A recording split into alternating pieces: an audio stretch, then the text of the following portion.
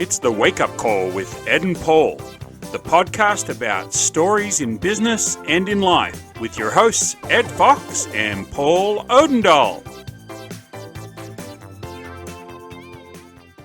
G'day viewers, it's Ed Fox and Paul Odendahl with the Wake Up Call with Ed and Paul, and our returning special guest, Michael Weitzman, with a mask on.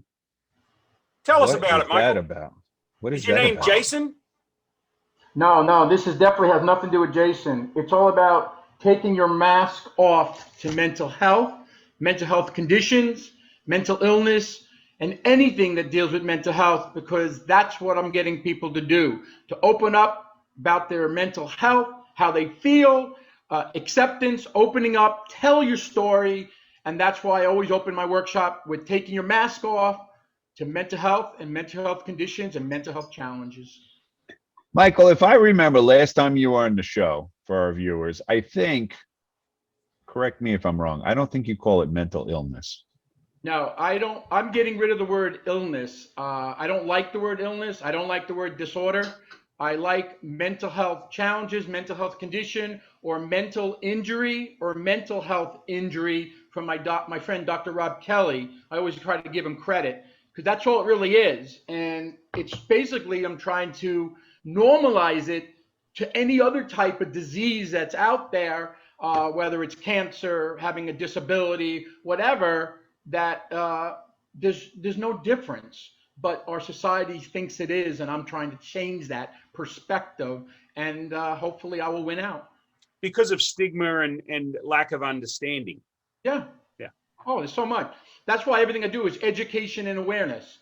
Education and awareness. I mean, you got to look at it from a different point of view. Mental health is not close to where homosexuality is at this time. You go back 30 years or 40 years, and that was a taboo to someone that didn't come out of that. I call it come out of that closet. Now I'm trying to get people to come out of the mental health closet. And that's what I did, but I didn't do it until 1999 when I finally got help.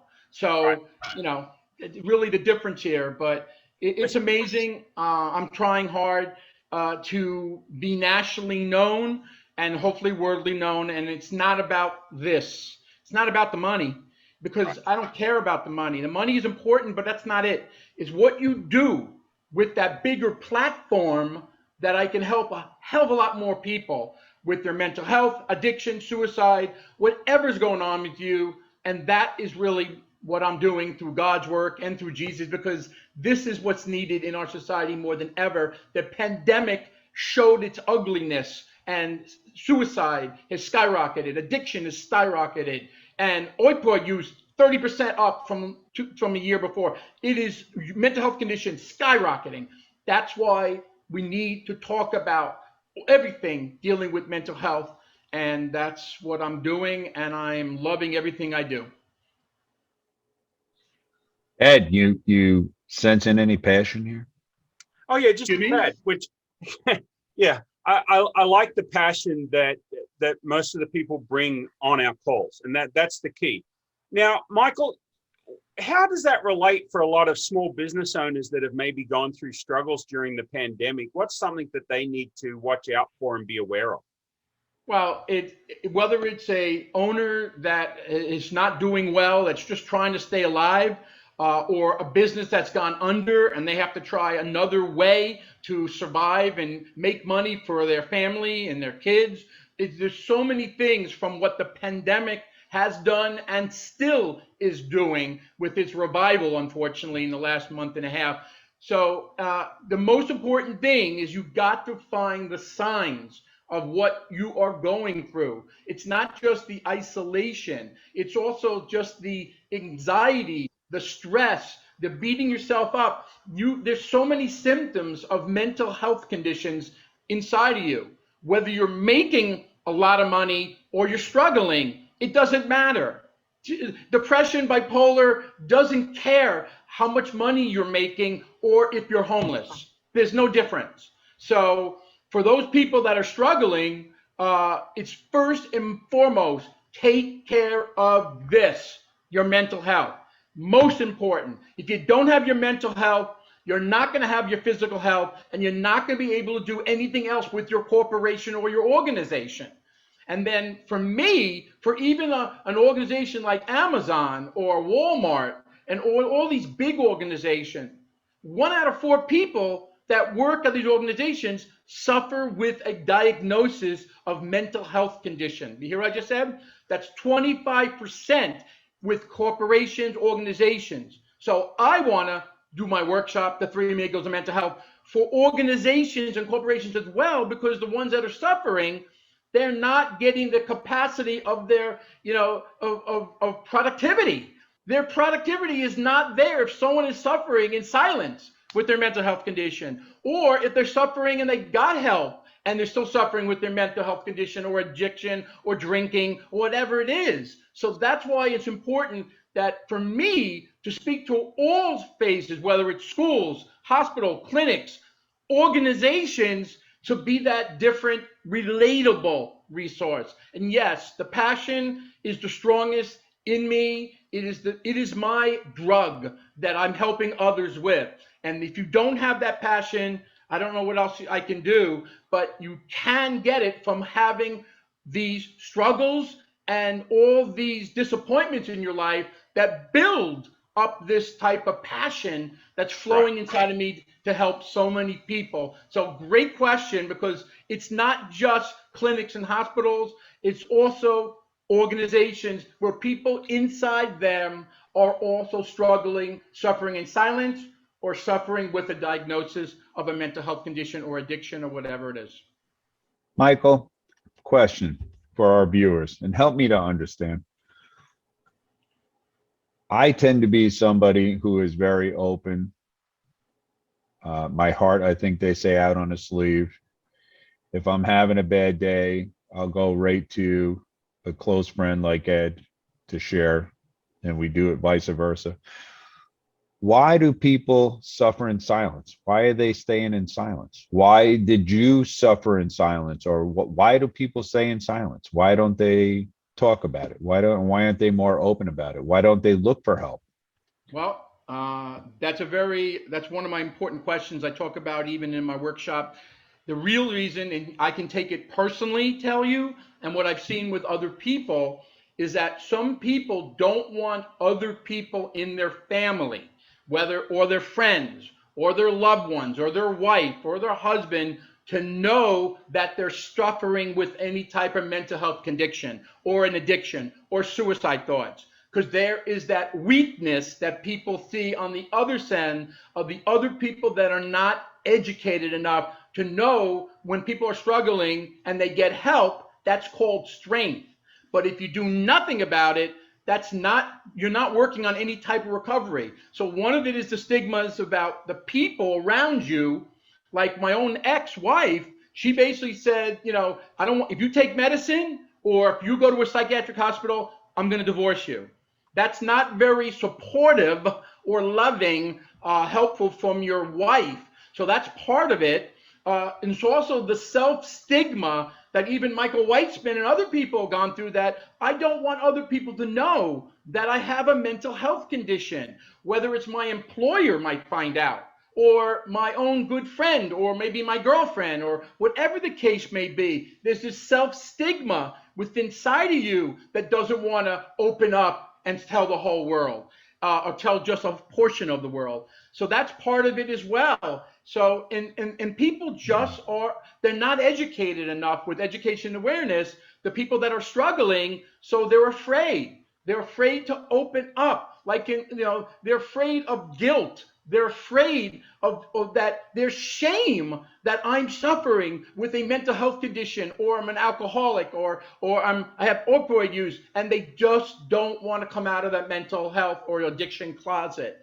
And those are just some of the reasons. And it's a shame. It's terrible. That's why it's so important when you just said your question before about, it's all about opening up and dealing with acceptance and telling your story. You know what? I'm not doing very good right now. I'm having some really bad thoughts about suicide. Or, you know what? I'm really drinking way too much right now, and I'm going to forget about the denial part. Okay? And there's a lot of denial regarding mental health, addiction, and suicide and opioid use. So that is the most important thing. And for me as a speaker, a keynote, performer, advocate, and basically stand-up comedian, it's all about to get that out of these people. So I say, wow, if Michael can share his story and he can tell people he was in 6 psychiatric hospitals, did 22 ECT treatments where they shocked the brain. He had basically shingles on his face twice in 9 months, and basically had suicide thoughts and a suicide attempt on January 2nd, 2008. And he could tell his story and how he finally got well and stayed well. That's the person I want to talk to, and hopefully he can help me or help my mom or help my dad or help a friend of mine. And that's why it's so important to share your story, even if it's bad, because even the bad part, there is something that someone can take something from and say, you know what, that's me. But maybe now I can go the inspirational route and help others that way. Yeah, we're not looking for pity. If we're sharing our story about mental health issues, we're not looking for pity. We're not looking for sympathy. But by bringing it out into the sunshine, sunshine's the best disinfectant. And we don't have to carry that stigma or as a taboo. But by talking about it, we can help others as well. So Paul and I work with a lot of solo entrepreneurs, small business owners with maybe 5 to 10 employees. What are some of the things maybe the employees of a small group of people, or the employers or the solo entrepreneurs, what are some of the things they could do? Well, first of all, they can call me and hire me and let me speak for their organization as a different, humorous, relatable resource. That's number one. But if it's not that way, to get connected with clinics, hospitals, organizations, mental health organizations like psychiatrists, therapists, other organizations that can really help people with their recovery. It's so important that you, just because someone's working, they should still have great mental health, and your employer, more than ever nowadays, wouldn't shame on it. They would say, you know what, you need the help that you need. If you need to go see a psychiatrist, you need to see a therapist, you need to see Michael, whatever it is, that's a great thing for them to do, because then they can be more positive and productive for their organization or company they work for. So that's just some of the things that they really, don't. It's right now. It's important for the organizations to talk about mental health more than ever. But I have to be honest with you, Ed and Paul, it's still not sexy to talk about mental health. And it's not something they really, a lot of people don't want to talk about. They put it in the bottom of the totem pole. And I'm telling you, I've been trying to get on other TV shows from locally in New York, news, NBC, Fox 5, whatever. I have my connections, but they're not getting me to do, they're not doing a story on me. I'm saying, I got a perfect, beautiful story, inspirational story, and I've done TV already. Why aren't you doing a story on me? Because the producers don't believe that a mental health story is going to be good enough for what? For the viewers or the ratings. And that's why I'm trying to be a rating buster by using the humor and using the wellness tools from the wellness toolbox and all these things. We talk about, like, listen, look at this. You see this? What is this? What's the slogan of Lay's? Remember the slogan of Lay's? You can't just eat one. Just can't have just one psychiatrist, one type of therapist, or one type of medicine. It takes a long time to find the right combination, which it has for me, and that's what I do in my workshop.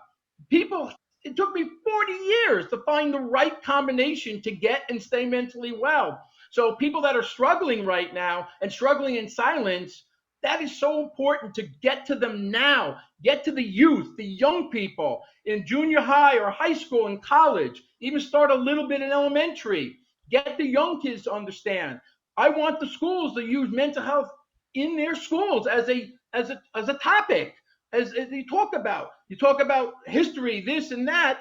Why not talk about having mental health in there for the youth? And they're not doing that as much as they should. So that's just a little bit of stuff that's going on. Michael, I hate to interrupt your passion. It sounds like the environment, as you've mentioned, is part of the reason for not talking about it, or what the stigma of what people would think. For me, it seems to be my experience of the 40 years in the insurance industry. I notice, I'd like to hear what your thoughts are on this. I notice that more employers or employee benefit programs are offering mental health options, and they're encouraging. I think you're in the beginning of breaking through the ceiling of this issue. I'm so excited to know you and to have you on the show and see you talking about this, because I see the breakthrough coming. I know more employers are offering it. I know it's being discussed more. And as an educator myself, I think education is a really important aspect of this. And I like your point about telling the story, because we all need to tell our stories. And when we tell our stories, often the other person hearing the story says to themselves or says to you, I thought I was in this all by myself. Exactly. So have you been experiencing, I know you've been on TV, I know you've done quite a few different events. We'll talk to you more about that at the end of the show. I'm sure Ed will ask you for contact information. But are you seeing more benefit options available for people? And talk a little bit about the importance of education. Yeah, it's definitely mainly because of the pandemic. Okay, I don't know if we'd be at this point with getting a lot more education and awareness about people's mental health with companies, organizations, a little bit in school that they talk a little bit. So I think it's gotten better. There's no doubt about it. I agree with you, Paul. You know, it's definitely its ugly head has been shown, and I think it's a start. But it still has so much to go because they're still cutting the mental health programs for budgets with organizations, budgets in your town or your county. It's still, you have to balance your budget in this world, or whatever county or town that you work in, and they need to, and a lot of times they're still shrinking or not adding that mental health thing in there that is really needed for those organizations and for those towns that need it. So to answer your question, yes, I've seen more education and awareness with companies, organizations, and especially more out there that people talking about. But I really, really, really want it to be like there was. I'll give you an example on channel CBS. You know CBS Channel 2. There was a reporter. Her name is Cindy Fro. She's Asian. She's American Chinese. She has a show on last week called Breaking the Stigma. I'm saying, oh my God, for 45 minutes on Channel 2 from 5:15 to 6 o'clock, she suffered with depression. She went into a psychiatric hospital. I can share exactly everything that she talked about and more that I've gone through. So I've been trying to contact her to get me to do a show every day or once a week or something, to have this mental health story talked about on a regular basis. You talk about the news, you talk about politics, you talk about Basil just did the rocket today. I mean, there's so many things we talk about, but let's have a show about mental health on at least a daily or weekly basis. And I'd love to be the host. I'd love to be the one to really tackle mental health, addiction, suicide, and so much more. So the answer to your question, there's things being done, but not enough. Sounds like you need a YouTube channel and you need to run your own show, Michael. We need to help you. Facebook. I do have a YouTube channel, but I haven't worked it to the point. I really believe, and I've talked to Paul about this, I'll tell you, Ed, it's just a matter of time. I'm going to be recognized because no one has the passion to make a difference in this subject more than myself, because right. I've been there. So Michael, I saw her show. So Michael, there's no doubt that you have the passion. I want to hear your thoughts, and I think this is what makes you different. And Ed, I'm so glad you bring up about the YouTube, and maybe we can support you in some way in that. Ed's an expert in that field, and you really do need to do more. But you know what? And I want to hear your thoughts on this, especially for Ed and I, because part of our show, not so much today, this is such an important subject matter, but a lot of it is humor. And you know what? That's one of the things, if you watched her show and telling her story, I really believe that's a big step in breaking this ceiling. But all of us, whether we have a certain degree of this illness or condition or injury, we want to call it mental health injury and not an illness, all of us, and this is probably another, I know I'm going off in different tangents here a little bit, but this is another plus to the COVID-19 pandemic. I'm always looking for the positive.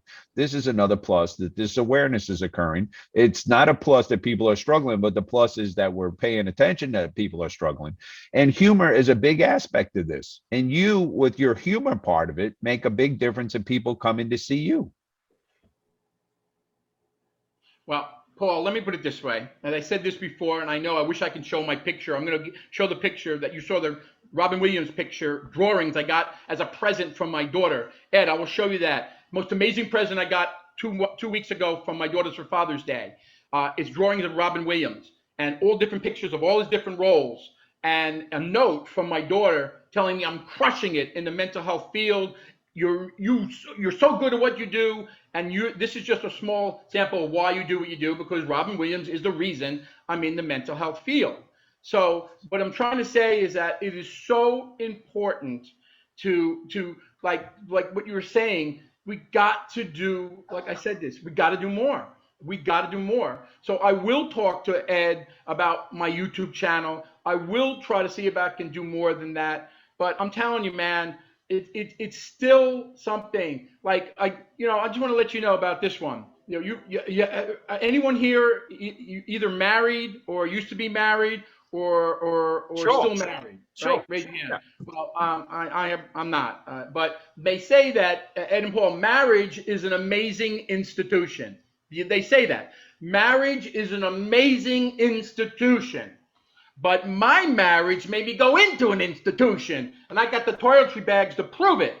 Again, all I want to do is educate people, use the humor, use whatever I can do to show it's okay if you're struggling, if you're suffering, but you need to do work on your recovery.